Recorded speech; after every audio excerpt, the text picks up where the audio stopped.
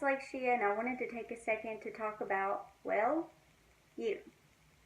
The topic is something that I myself, and I'm sure everyone else, struggles with, and that's a positive body image. That's waking up in the morning and saying that you love yourself for exactly who you are, and not pointing out all the flaws to your biggest critic, you. Your question might be, so how do we get to that point? So let's go over my story.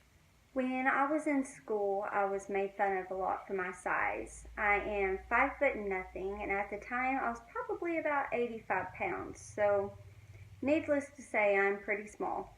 I got bullied a lot in school, and I had people that would watch me eat and then ask me if I was going to throw it up. I had every flaw pointed out to me on a daily basis. I was humiliated by a guy that I liked that I talked about in a previous video about bullying. If you want to see that, then that link will be in the description. But, so growing up in that, believing that I wasn't good enough because I didn't have curves triggered something in me. And it caused me to binge eat. It caused me to not love myself. And that, my friends, is how eating disorders occur. People have a way of saying things that I don't think that they deem as hurtful. Maybe they just thought they were kidding, but still to this day I can't handle it. To me, people say things like, girl, you're skin and bones and you need to eat more, or they compare me to things. Like, I remember one time vividly, a woman was talking about another woman who had an eating disorder, and she said she's like a walking corpse, completely skinny, like Keisha. Again, I don't think people understand that how they sound whenever they say things, but it really does hurt. And it's also made me very self-conscious about my body still to this day. This has been my life. I am now 26 years old, and people still have a major issue with me being as skinny as I am, which is come to find out something that I cannot help.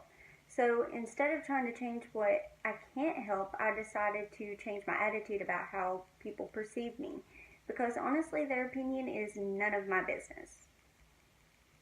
Instead of binge eating, I started eating better and healthier for myself. And I came to realize that it's never about them and their opinion of you, because they're going to have that opinion over you regardless on what you do. So that does not mean that you have to have the same opinion of yourself. Instead of looking in the mirror and pointing out your flaws, instead give yourself a pep talk. I know that sounds really cliche, but I'm serious, it works. I started looking at the things that I love about myself. Not necessarily look-wise, more qualities, such as I'm an extremely loyal friend. I can normally make people laugh. I'm not very easily embarrassed anymore. I have a pretty thick skin after everything that I've been through, so I'm really not easily embarrassed. I'm really good at school and keeping my grades up. And I tend to mentor people that seek my help.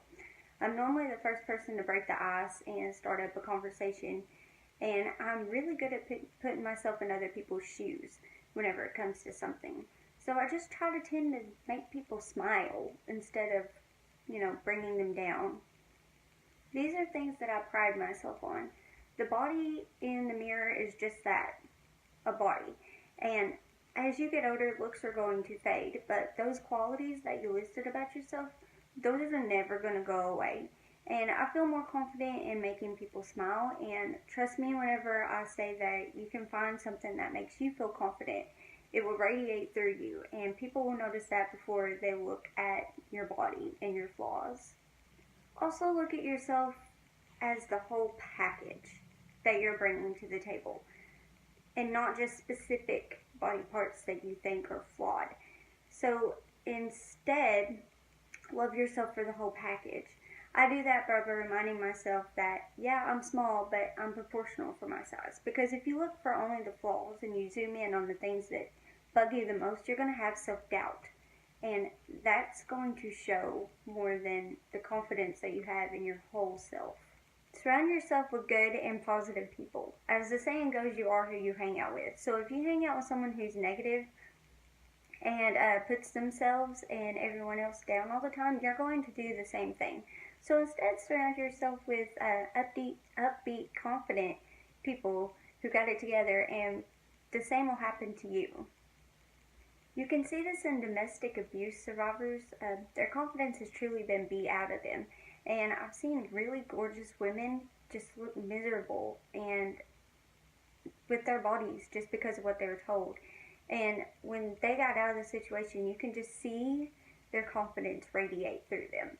It's not instant. It does take a while to truly love yourself, but when they do, the change is incredible. And you see true, genuine smiles that they probably haven't even seen themselves in a really long time. I bring that up because that is the true definition of someone actually controlling you and the way you feel about yourself and your body. When you're sheltered and that's the only person that you have, and they're telling you that you're not worthy and you're not pretty enough, it just literally tears you down. And then when they finally leave and start getting their life back, you see a change in them, and that is truly amazing and inspiring. And that, my friend, is the most honest example I could give you of getting yourself away from negative people.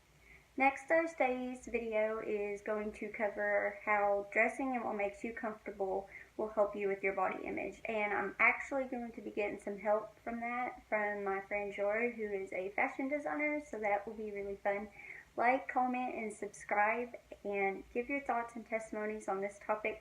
My email is in the description, and as always, remember that you are not alone.